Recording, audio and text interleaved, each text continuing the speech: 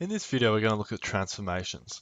So transformations, you have a graph, and then you can apply different transformations to change the way the graph looks. So they can be different ways. So they come in three different forms. If you have a graph, you can dilate it. So that's like exchanging it, stretches, or compressing it. You can think about that. You can translate it, so you can move it up or down, and you can reflect it. So in the different lines, you can reflect it. So instead of being like that, you reflect it in the x-axis, and then suddenly it looks like this.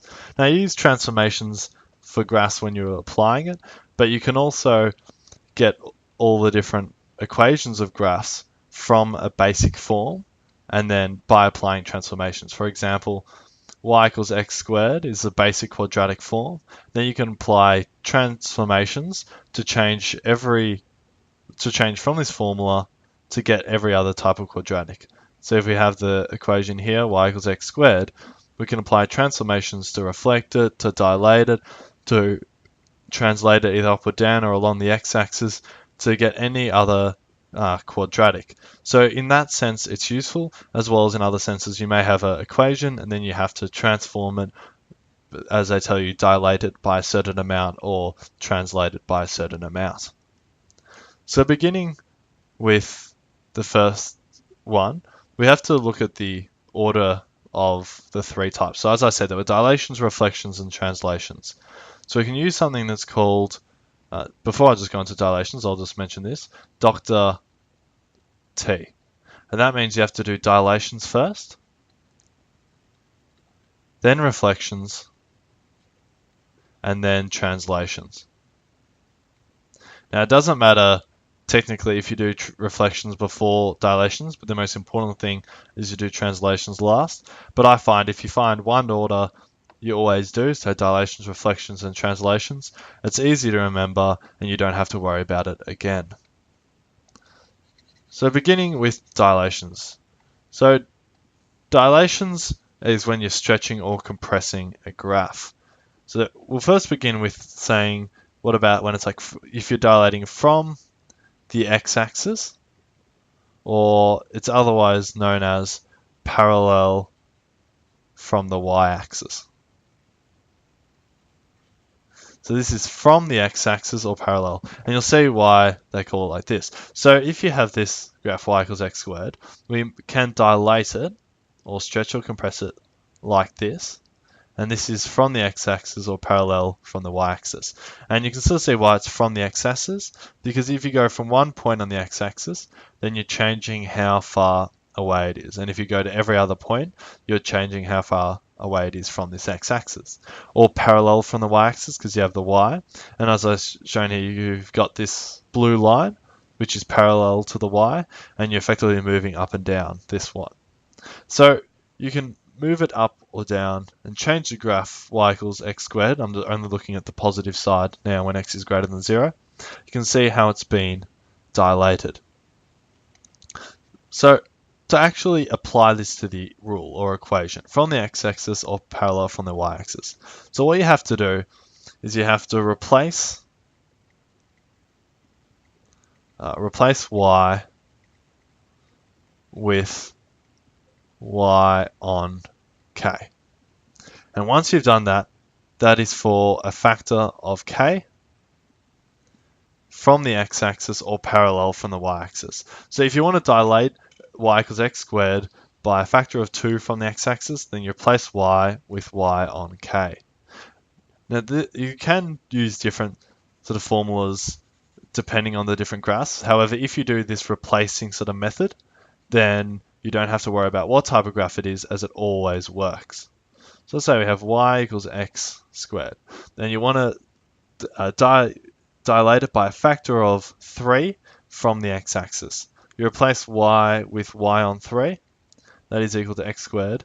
So therefore y is equal to 3x squared. And now that means the new equation has been dilated by a factor of 3. So dilations can also occur, instead of from the x-axis, from the y-axis. So when you're talking about from the y-axis or parallel to the x,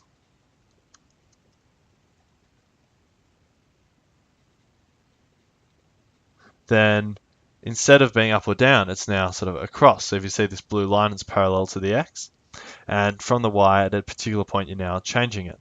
So this graph now can look something like this, or it may look something like that, depending on which one you do. So with this one, once again, instead of replacing, but instead of replacing y, you now replace x. And this is really important. So you replace x now with x on k when you're by a factor of k. So if the question was, dilate y equals the square root of x by a factor of 3 from the y-axis, then you have to replace x with x on k. And a good way to remember this is that if you're going from the y-axis, then you replace x. So as you can see, these are opposite. And this was the case with the previous one as well, when we were dilating by a factor from the x-axis. So from the x-axis, then we replaced y.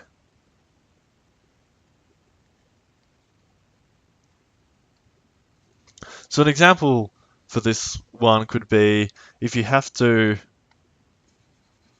an equation and you have to dilate by a factor of 1/4 from the y-axis. So we're dilating from the y-axis. So because we're dilating from the y-axis, we have to replace x. So we're replacing x. So we have x, and we want to replace it with x on k. Now k is equal to 1 on 4, so we're replacing x with 1 on 4. So that means we're replacing x with 4x. We have the equation here. So we have y is equal to x on 2. Now we're replacing that with 4x on 2 minus 1 squared. So that is equal to 2x minus 1 squared. So that's the dilated equation of the graph. Then you can sketch that, and you can see that it has been dilated. So the important thing to note is that even though it's squared, if you're replacing x, you replace it inside the brackets. So with y or x, you find the exact value and then you replace it. You forget about what's around it.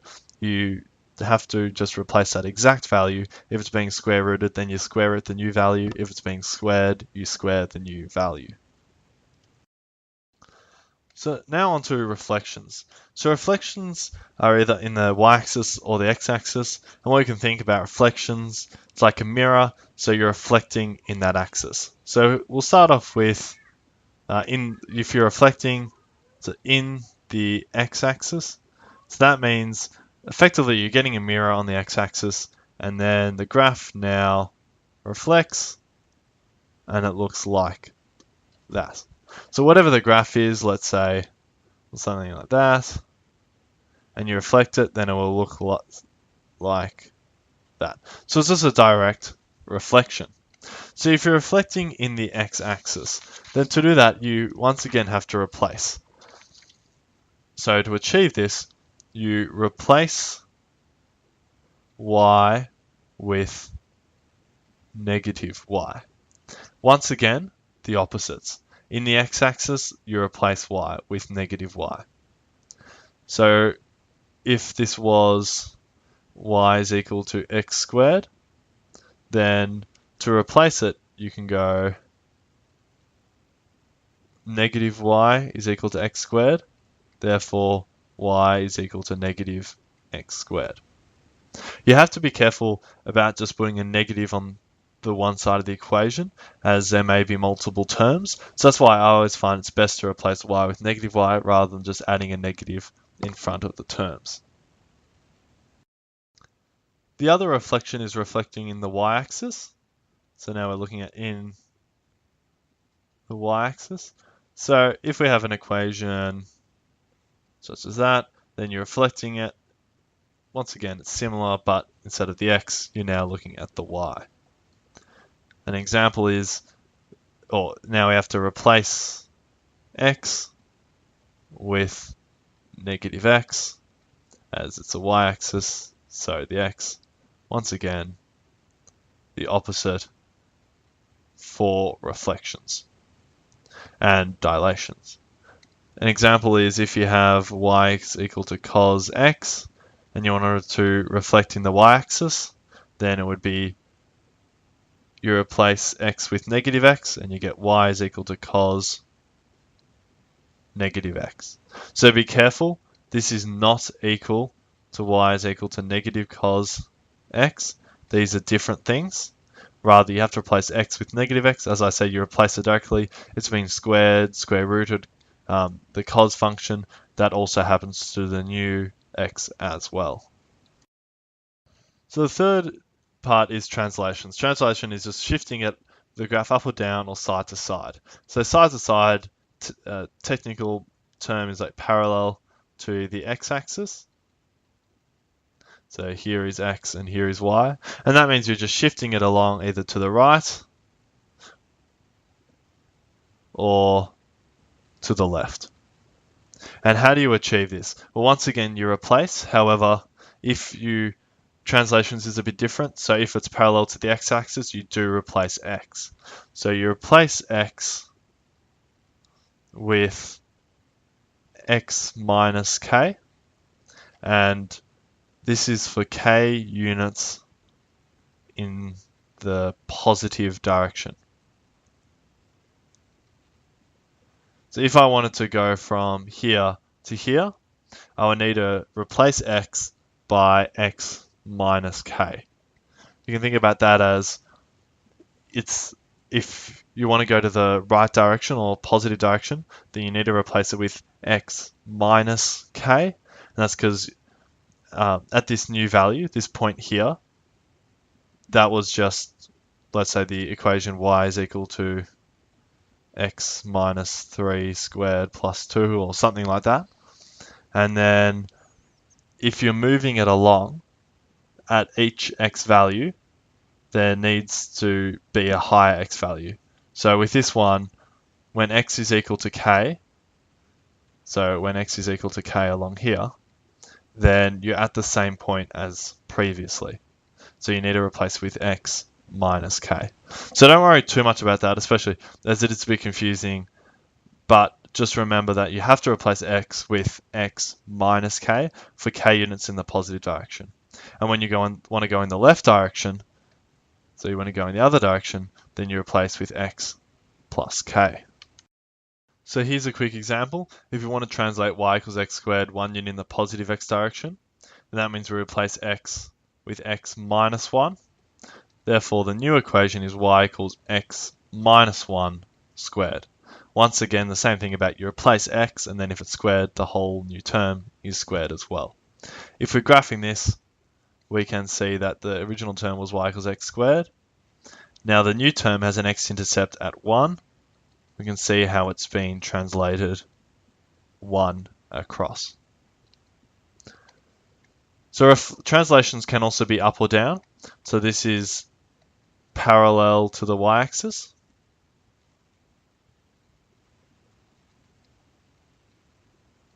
So y and x. And if this was an equation, then let's say that was y equals x minus 3 squared plus 2, as it's already, let's say, 2 up.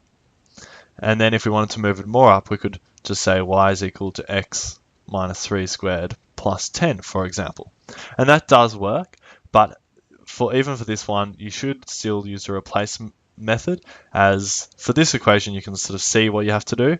However, for other equations, when it gets a bit more complicated, then you're not 100% sure how to do it, and it's easy to make easy mistakes. So when you want a parallel to the x-axis, then you have to replace y. So you're replacing y with y minus k for positive k direction. So positive y direction. So if we're moving it up, we have to replace y with y minus k. But just before I said you could just go from plus 2 to plus 10, and this is the reason why I say the replacement is a bit more accurate in regards to you're never going to make it's harder to make silly mistakes. So when you're replacing y with y minus k, then it's on one side of the equation, then the k goes to the other side. So you'll see with an example how that works. So with this graph, it's going to go up, but then if you were going to go into the negative y direction, it would go down. So it would replace this one with y plus k. So an example once again, so translate y equals x squared, 1 unit in the positive y direction, sorry, not in the positive y direction, so we want to move it up. So to do this, we can say we replace y with y minus 1. Therefore, we get y minus 1 is equal to x squared. Y is equal to x squared plus 1. And that's how it goes from one side, but once it goes to the other, it turns into a positive number. So that's the new equation here. So there are the three types of transformations: dilations, reflections, and translations, reflections, and translations.